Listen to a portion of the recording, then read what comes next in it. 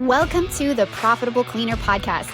Join your hosts, James Harper and Angel Sandoval, bringing you the experts, discussions, and knowledge you want. We talk about sales, technology, marketing, operations, strategy, leadership, mindset, health, God, and so much more. Now, are you ready to profit?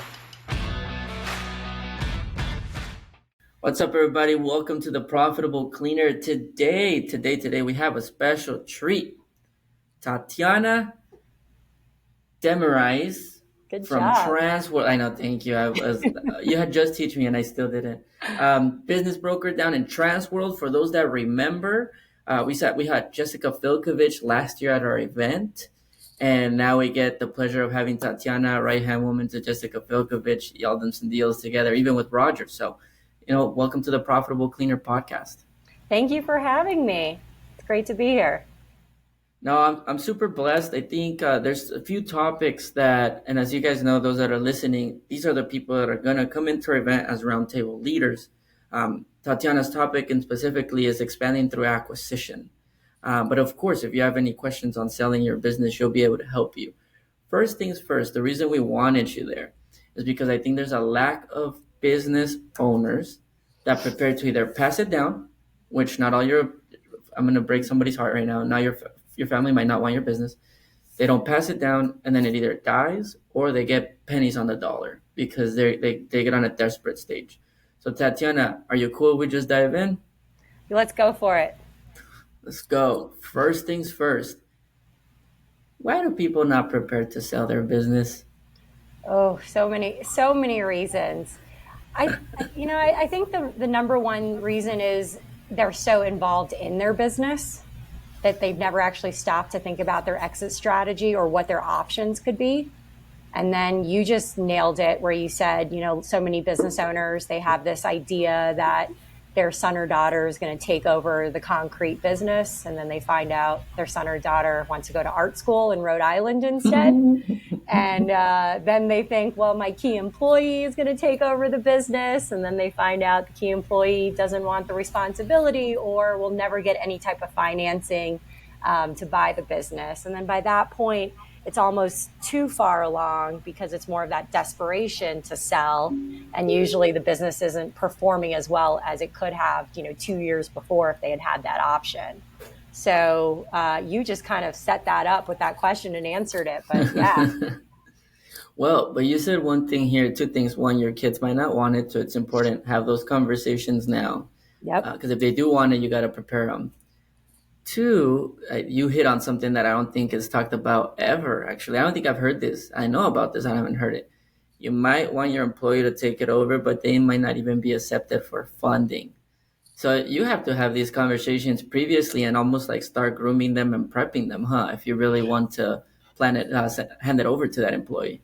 Absolutely. I mean, it's the responsibility. A lot of people want to be the employee. They don't want to be the employer. It's a lot of work being the boss. So there's that. But the second is going to be the financing. Sometimes they have some financing options. Maybe there's a family member that can assist them. They have something saved. But for the most part, you're talking about seller financing, which now means that the seller is selling the business, but making money only by monthly payments. And that could take years before they're ever funded fully for the business. So there's different ways to structure it, but those are usually the two reasons why it could fall through with the key employee. Well, now jumping into the acquisition side before we go into full selling, because we did talk about selling in the past with Jessica, we didn't talk about acquisition. So I'm excited to talk about acquisition. Now, of course, it sucks if you don't prepare to sell your business. For the opposite side, the ones acquiring businesses, that's a gold mine, right? Because it's like, hey, if you're unprepared, if you want to get out, like we mentioned earlier, you can get pennies on the dollar, right? And so how do you find these opportunities? Or if I'm a business and I'm like, I think I can expand, I've gotten down my profits and my operations, I'm ready to expand through acquisition. Where do I begin? How do I begin?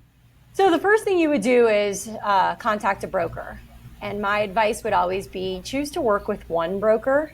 Don't jump around because we're busy. We have lots of calls to get back, and we're gonna we're going to be more detail oriented if we know that that buyer is also loyal to us and finding them those deals. We don't get amazing, perfect deals every day. Usually on Thursdays is the day in our office where we go through what new listings are, and then we share them with each other.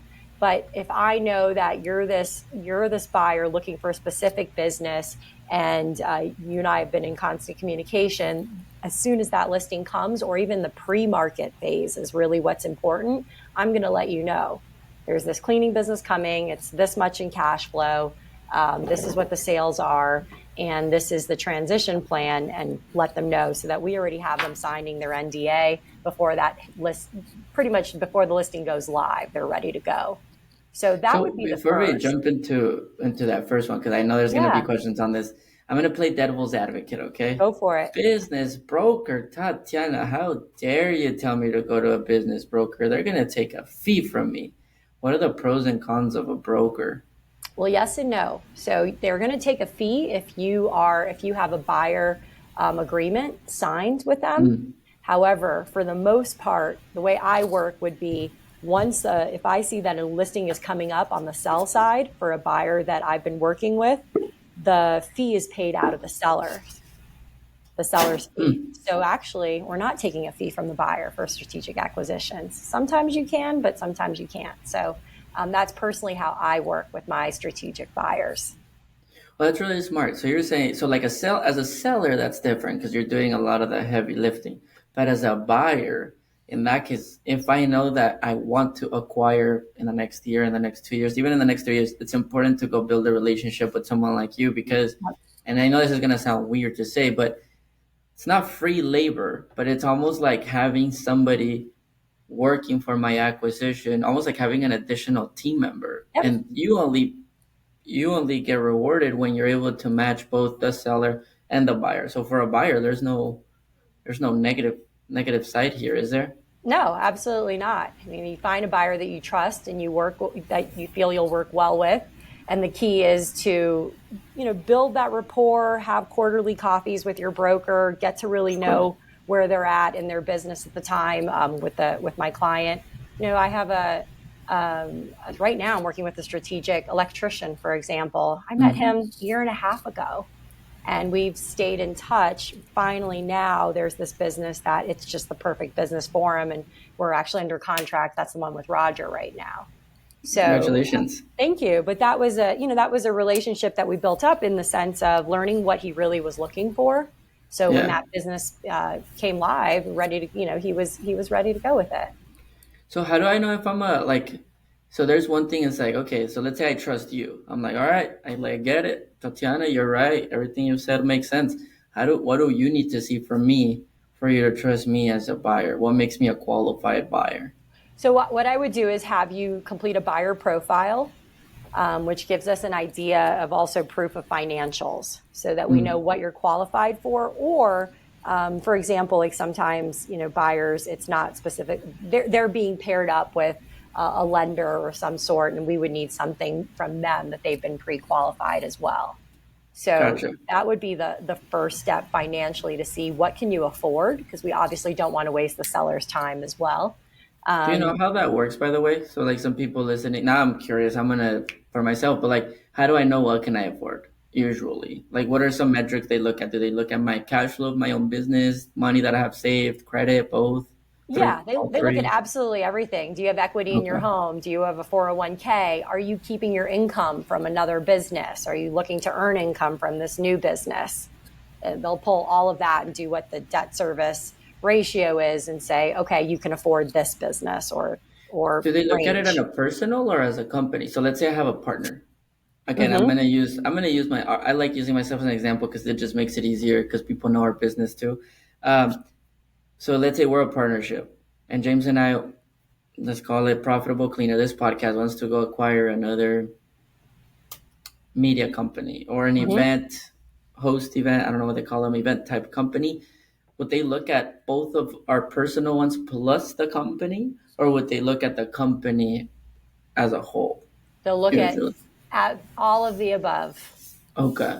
Depending on his personal debt, my personal debt, our personal company, how our cash flow, our personal. Oh, really? I didn't know that. Yeah, I mean, it depends on the size of the business. So they want to see how many assets you already have. How much equity do you have? How much cash do you have? And then total it up to figure out exactly what you can afford. Gotcha. Yeah. Gotcha. Okay. Awesome. So first, find a broker. Second, what would be a second if I'm ready to go acquire? Be patient. Be, So do it be, with time. be patient. You know, I was actually on a call with a buyer right before this, and my line to him was, I'm not the broker that's going to send you listings every week. I'm going to send you good ones based on what you've told me, and it's also a process to filter through what you're really looking for. But when I send you something, I need you to answer your phone. I need you to get back to me as soon as possible, because this is one worth it. So it's always be patient for those quality listings. Sometimes in the beginning, if it's a first-time buyer, so if you're just starting your acquisition journey, you might want to see more businesses in the beginning just to really learn how to read through the executive summaries and to get a better feel for what you're looking for and what you're not looking for. So there's that as well. But I would say first, be patient. Yeah, that would be my number 2 step. All right. So first, find a broker. Second, be patient. And then I'm assuming once there's someone that you actually want to buy out or someone you want to acquire, sorry, then it's all about deal structuring.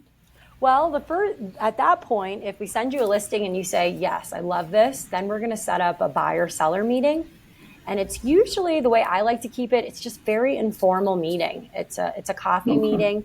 And it's really asking the seller question, or the buyer would be asking the seller questions just operationally about the business, and seeing if it's the right fit. And the seller will also be asking the buyer questions to make sure that they're the right fit for acquiring the business. So that first meeting it's crucial to the rapport and the trust going forward if you do decide to put in an offer. But that would be the first informal. And it's never about negotiation. It's never specific questions about the financials. One thing that buyers never think of is sellers are so in their business, they rarely know their financials, on the from Q1 to Q2. So when buyers are coming in, well, they've just looked at this executive summary and they know all this detail. But for the most part, the sellers don't have that information. So the first meeting is just about, can we actually do this together? Can we get through this, the being under contract? Would we close? And is this what I want to do? And then transition with you afterwards. Gotcha. Okay, interesting. So it's about understanding. Okay, so the first one is an informal meeting, really chill, get to know the other person, and then you get into the nitty gritty. Now, question. Yeah. There's people that go and acquire companies, so almost for like a living, like that's what their business is, right? They go, they're like, cool, you're 100,000, 500,000, I can eat it, put my operations, scale, right? There's like professionals at that, right? But let's say I'm not a professional. How do I know? Like, I've never even thought about buying, real quick. I've never thought about acquiring another company. What are some signs maybe that I can look into my company that I'm like, maybe it is time to look into it? Because usually we put a bunch of money into just sales and marketing, which, again, don't stop doing that, full disclosure. But it's like the growth that you can accomplish through acquisition is, you can 2x your company real fast, right? What are some signs maybe that I can look into my company as I'm listening to this and going, okay, well, I have this, and this. Maybe I should look into buying. So your question is, what is the sign that I'm ready to grow and acquire another company? 100%. Because I don't think people even know what that sign is. Is there a sign? Well, do you have time? So many times when somebody's first in their business, they're the owner operator, and they don't even have there's no way they would have the time. They're wearing too many hats. So I'd say first is, do you have time, and do you have the energy? And there's some metrics that also we work with sellers to get them to that position, so that they could either become a semi-absentee owner and then they have the time to grow it, or just specifically, like I said, for strategic acquisitions. So good. Yeah, it's first, do I have time? And the metrics that I was referring to is, are you a revenue producer? So if you're a revenue producer of your business, well, that's challenging for a new buyer if you ever were to sell that. And also that's taking up more time. So you want to focus on being 20%. You want to do less than 20% of the revenue of your current business. Once you accomplish that goal, then the next is going to be customer facing roles. And the metric again for that would be 20%. So any of those big clients that you have, you want to start bringing those over to some of your other key employees and get that down to about 20% as well. And then from that point, frontline management. So you need to have some key management players that can be managing the employees, and therefore you can be now focused to what the larger growth is and that strategic acquisition that you're looking for. So I'd say until you get to those 3 steps, you might not be ready yet to grow the business. So that's really cool. So, hey, how do I know if it's time for me to buy? Where does your time go? What kind of energy do you have? And do you have the team? But I like the 20%. I like the 20%. It gives you something to focus on, a metric that's truly accurate, and also in that order as well. Because the most important is revenue producing. You want to make sure that you are not the key revenue producer and that clients are doing business with your company, not you. Yep. That's so good. I have 2 questions here, so I'm gonna. Okay. I like that people have to be doing business with you. I know we're going through that right now. Like we have to take away the faces, all right? But make it more about the brand that you built. How do I ask this question? I'm trying to think of how to ask this one. So, okay, so let's say I do 20%. Let's say like things are going good. The conversations of acquiring can be pretty daunting. I don't know about you, but I think a lot of people, unless they feel like they're like they might have to 20%, but if they don't feel emotionally ready to buy of someone like tomorrow, they might not even begin the conversations. What are some of the ways that you, as an expert, help them kind of navigate that emotional part of just, hey, at least get in contact. Hey, let's get you through those little humps, because it might sound daunting, or have you not experienced that really? You're the expert here, so I guess it's more of a question. Well, my question would be, when they started it, do they feel they were emotionally ready? I mean, 100%. Like, the best and biggest risks in life that are worth it, you're never 100% ready. So, that would be the first. I'm somebody who likes being, I wouldn't say I like it, but I appreciate being a little uncomfortable, because I think that's where the most growth happens. And to me, when I'm uncomfortable and a tiny bit fearful, it shows me that I'm on the right track. So these conversations I'm having with you is exactly what I have with my clients. They say I'm a little cheerleader, and at the same time pleasantly persistent to get them to those next steps. But the truth is, to me, this is all about, I keep going back to it, it's rapport and building relationships and making it less transactional, which is not what you normally hear in my industry. And it's that first meeting. It's not only the first meeting with your broker and is this somebody I want to work with, it's the meeting with your attorney, it's the meeting with, if you're going to use a lender, but it's the first meeting with that seller. Do I trust not only what they have on paper, but do I trust what this person is telling me about their business, that I'm going to be able to do this confidently?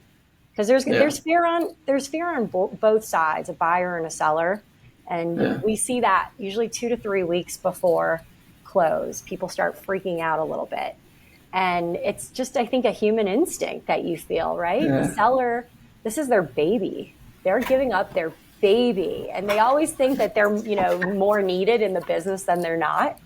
It's funny to me, like right after close, sometimes the sellers that get sad because they aren't being called as much as they thought, and I'm like, but that means you ran a great business. The business is running without you. You should be proud.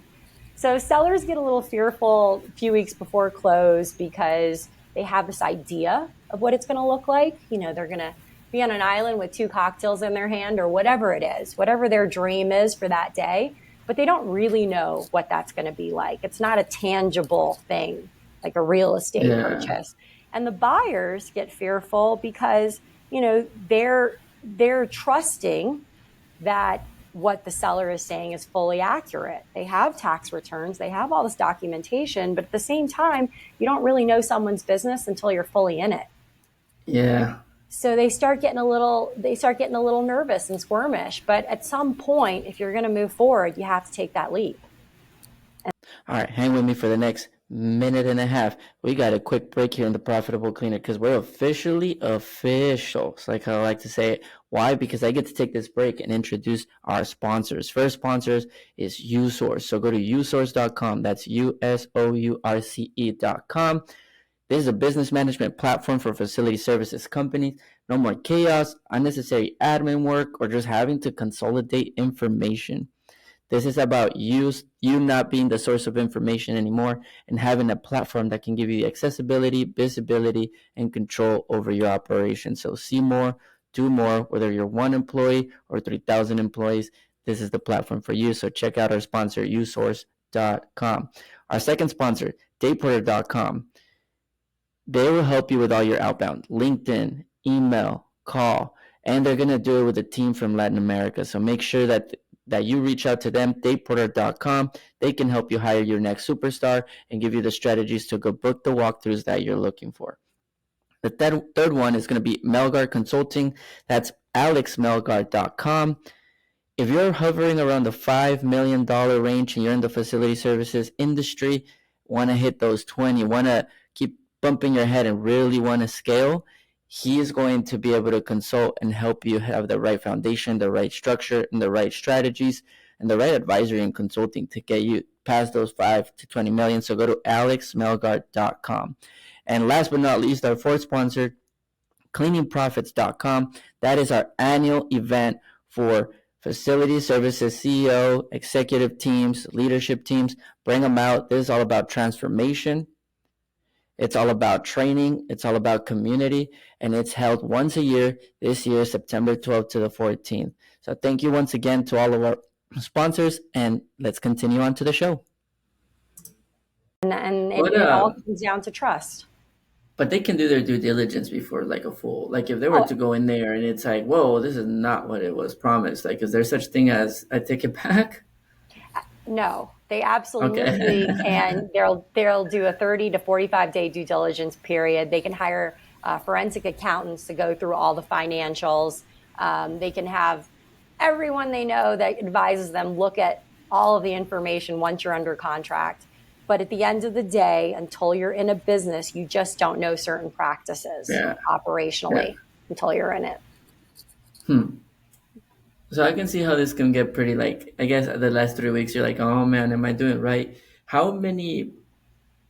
What percentage of deals are usually successful? Because I know there is that transition period where, like, I know that as soon as I acquire you, I'm going to lose clients. That's like a given because there is some people that I'm going to be attached to the owner. Those are just, as soon as we let them know, we'll lose a few clients, but that's okay, right? You're not trying to keep 100%.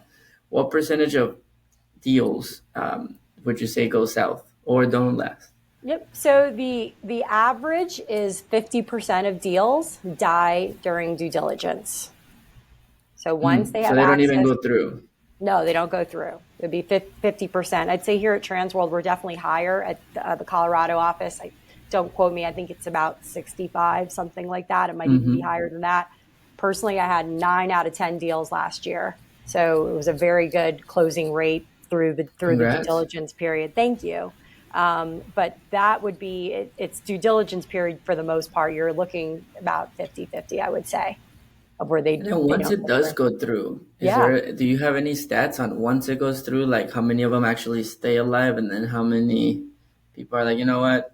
I couldn't make it for some reason. You mean how many buyers can't keep the business running after close? Exactly. Well, how many buyers didn't actually realize the energy, the time, and the effort that was going to go into it, so they go under.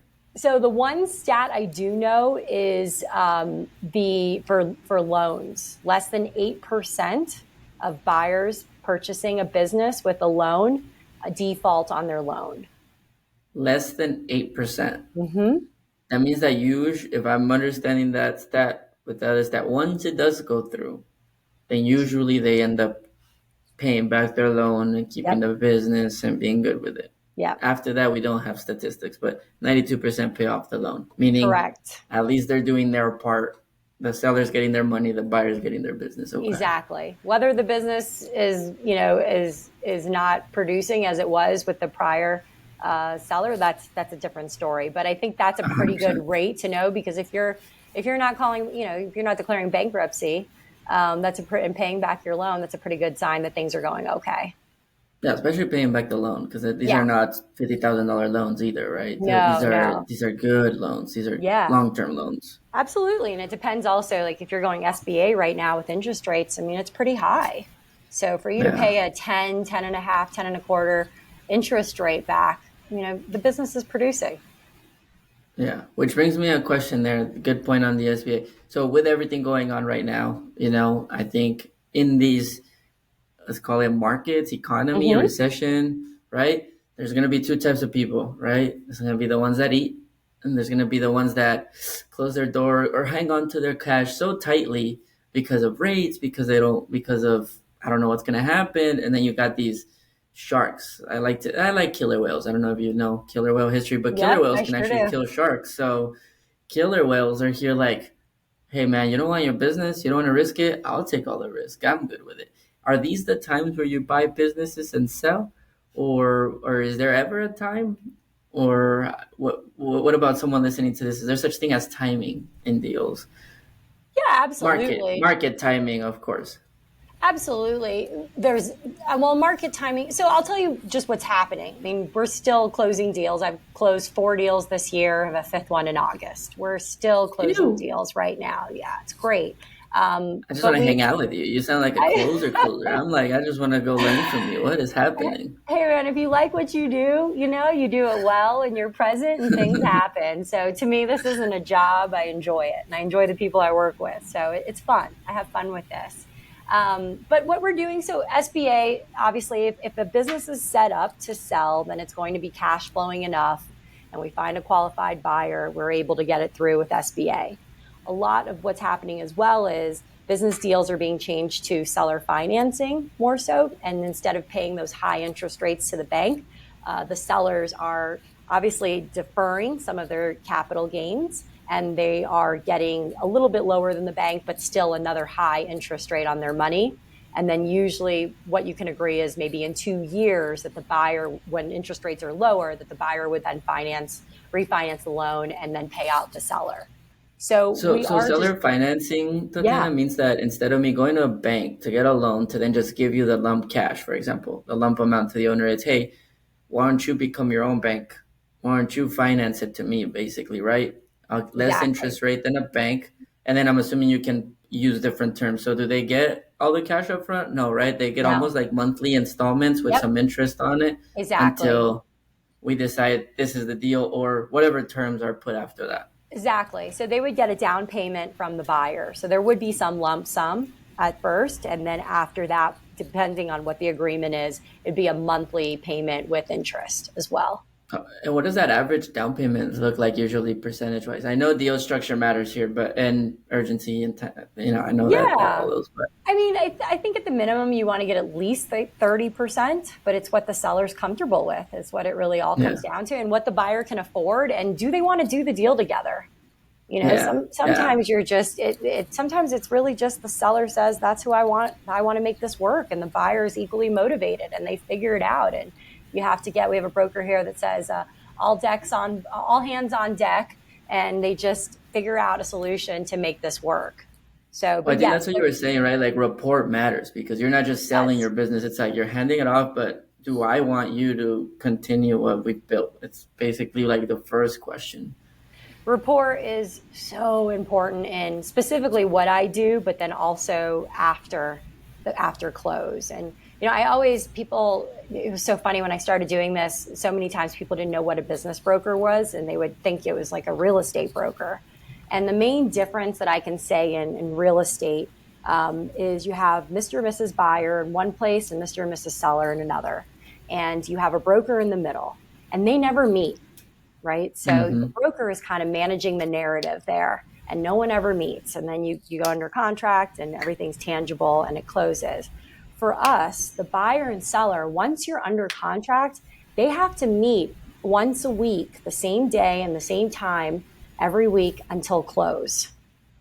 So Really? I that didn't know that. means, yeah, and that's how you not only you build the rapport, but the buyer starts, gaining confidence in the business, because this is their chance for their due diligence to really ask these questions of the seller.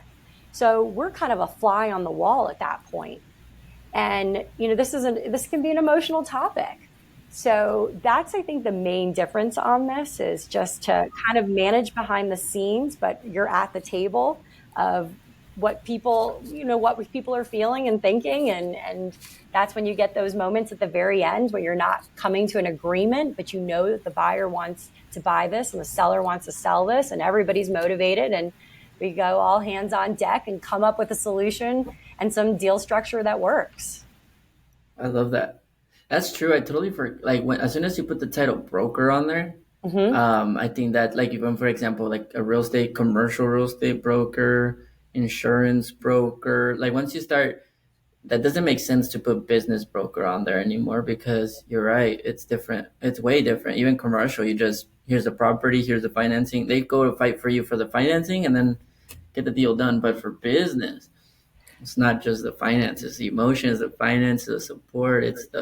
You could And say then you're business navigating relationships. Wow, business therapists would work sometimes. that's a great. Right. I mean, business therapist. That's what I'm There gonna you call go. it. I hope there's a business broker with that branding on right now, like with a Maybe. doctor broker or doctor business. That'd be a fun one. That would be great. But yeah. I mean, I had a client once, and I think that's part of it too, is just managing people's expectations and not losing perspective for each other. Because so many times when you're in it, the seller kind of forgets about, well, it has to be a win for the buyer and it has to be a win for the seller. But as soon as you start losing that, that's when things go south. But if you manage expectations in the beginning of what you're getting yourself into and what could happen, it's a much smoother process. And I always warn my clients. I say, we have the seller process map that I also show to buyers so that they know what to expect. And I show them in the due diligence blob there on our process map. I say, this is where things get hairy, and this is where emotions can come out. And I'll never forget it. I had this one client. It's like a $3 million business. He said, "You don't have to worry about me. I don't get emotional." I said, "Oh, okay." So we close the deal. We get through this deal. We close the deal. I take him and his wife out to dinner.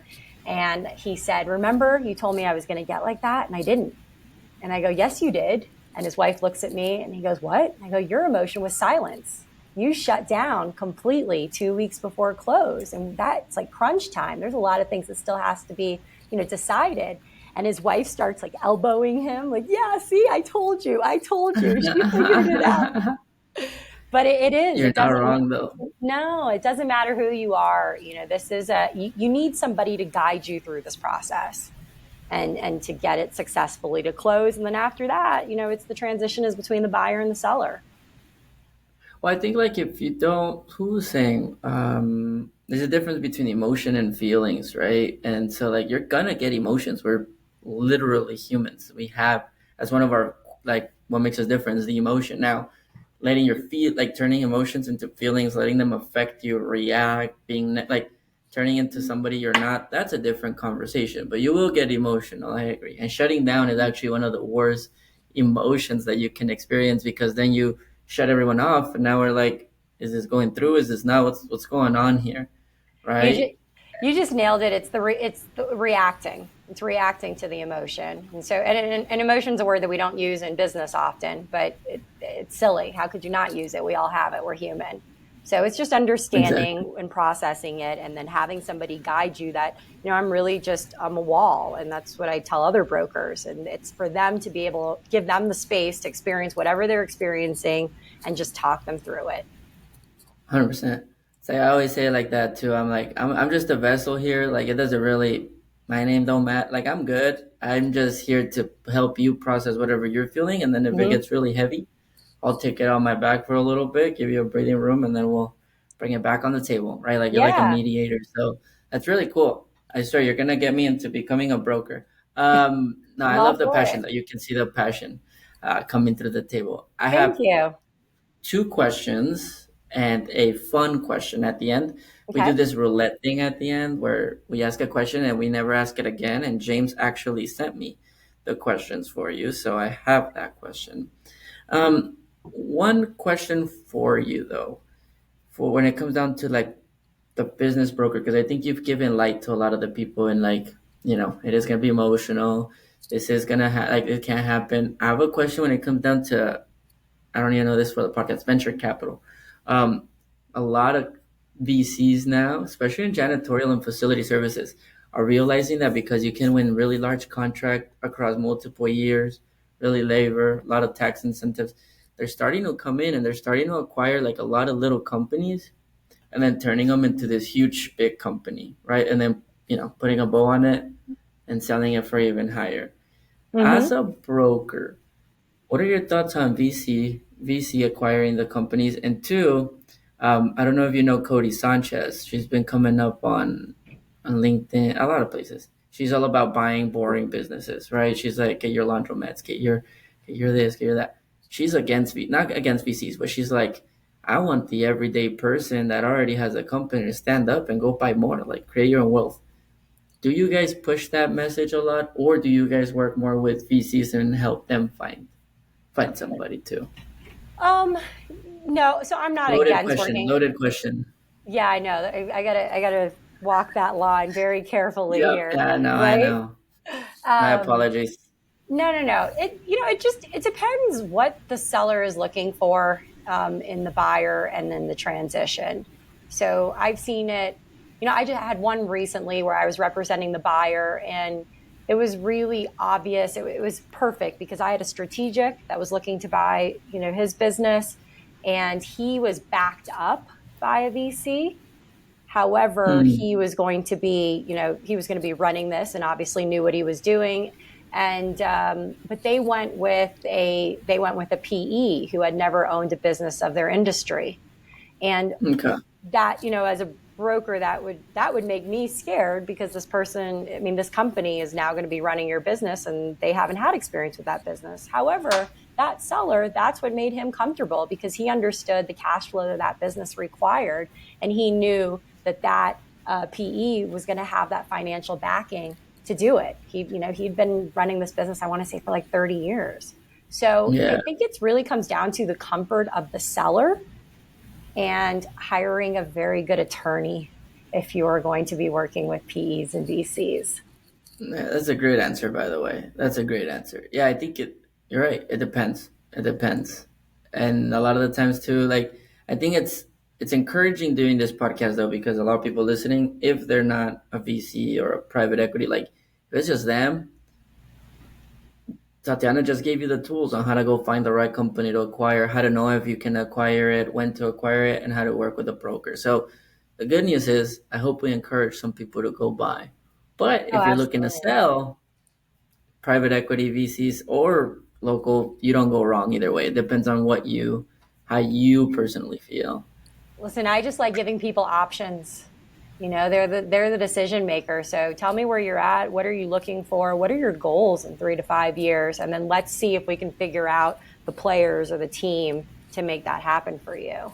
So whether that's on the sell side and just giving you that example of what really was important to him on that sale. And for him, it was, I know the cash flow this business needs to do this. Yeah. He wanted that type of buyer. But on the buy side, sometimes they don't have the financial backup yet, and they need to be introduced to that person and then also introduced to the attorney before we ever make an offer.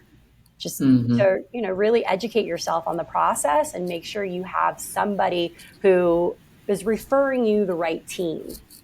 Yeah, I like it. Well, look, I have two questions. I know we're coming up to the time here. The first question, for those that don't know, Tatiana, is it okay if I share what you sacrificed to be at the event?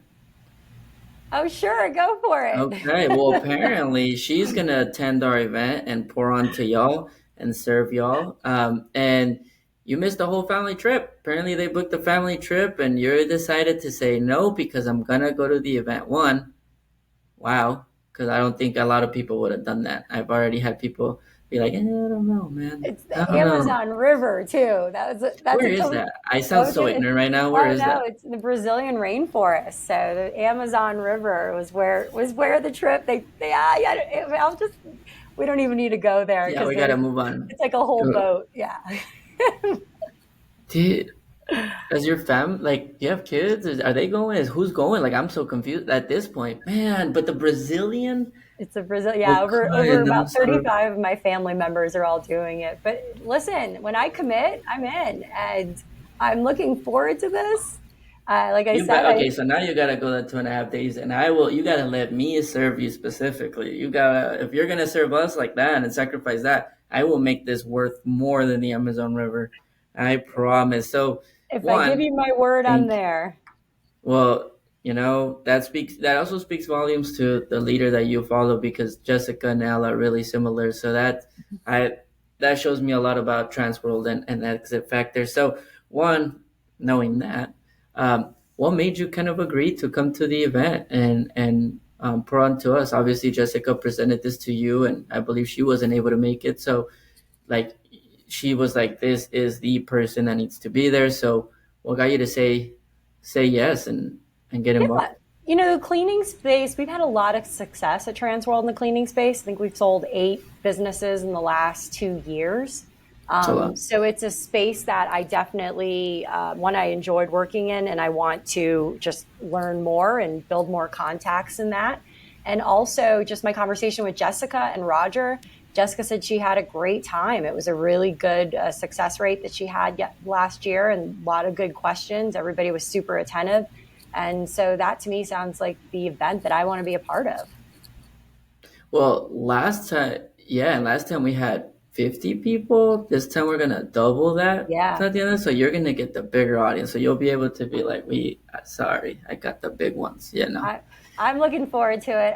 Like I said, I love what I do and I love nerding out about this stuff. So anybody come to my table, ask me questions. I'm Hell happy yeah. to be there.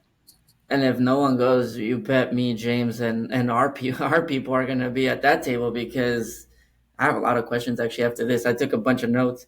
So here goes. Last question. Are you ready? This is a Sure. question James pulled out of roulette and we never ask it again. Here we go. Book review. What's your latest read? Oh, geez, you're going to ask me that. I know. It's funny because I read, and when people ask me, what did you read last? I'm like, for some reason, it puts pressure. I don't know why. I know. Well, first off, I do audiobooks, but now I'm trying to look Which at one did you listen to? Yeah, I listen to audiobooks, and I'm just going to pull it up because I kind of jump around for a few books. What I see, you're totally putting me on the spot for this because I can't even remember what It's nothing business related. I guarantee you. It was the what's her name? Priyanka Chopra. It was You're asking the wrong person. It's her I read her autobiography. Okay, so an autobiography. Yeah, it's usually I'm pretty much an autobiography person or growth books and a total documentary junkie. What's been what's been a documentary that you're like, oh, if you haven't seen this, you have to watch it?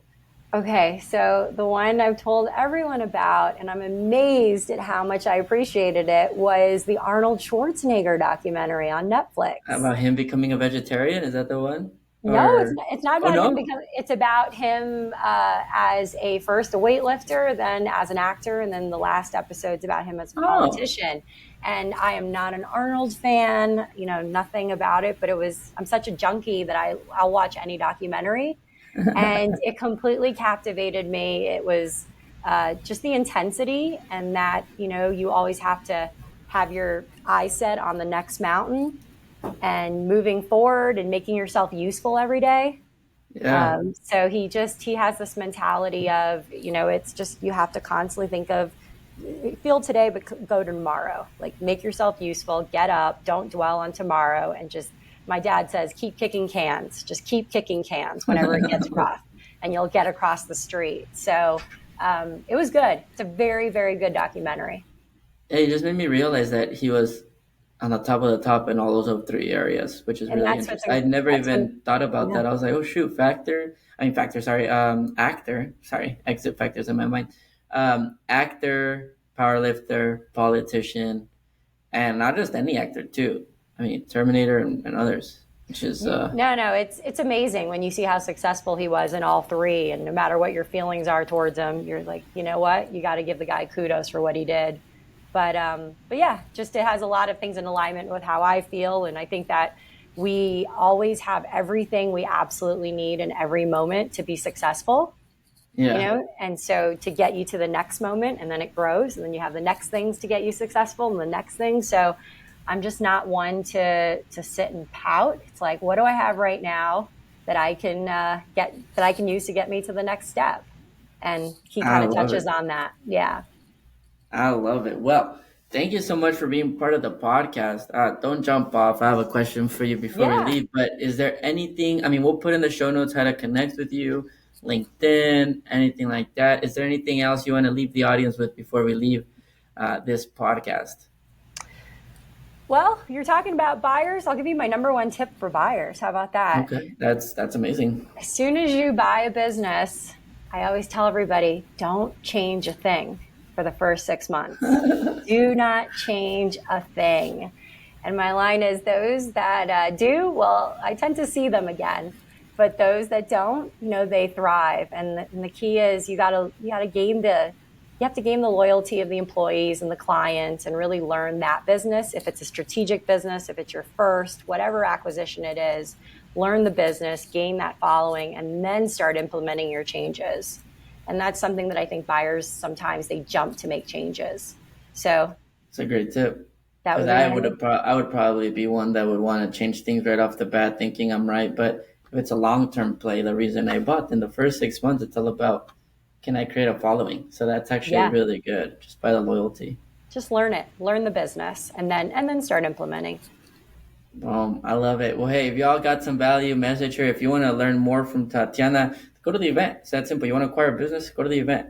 Go to the event. You literally get them one-on-one. I mean, there will be more people, but you can, if you're smart and proactive, you can get the questions right there. Go to the dinner. If she decides to join us for the all access dinner that day at the fort, you'll be able to talk to her individually. So make sure you come to the event and learn from this expert. So thank you so much for being here, Tatiana. Thank you. Thanks for having me.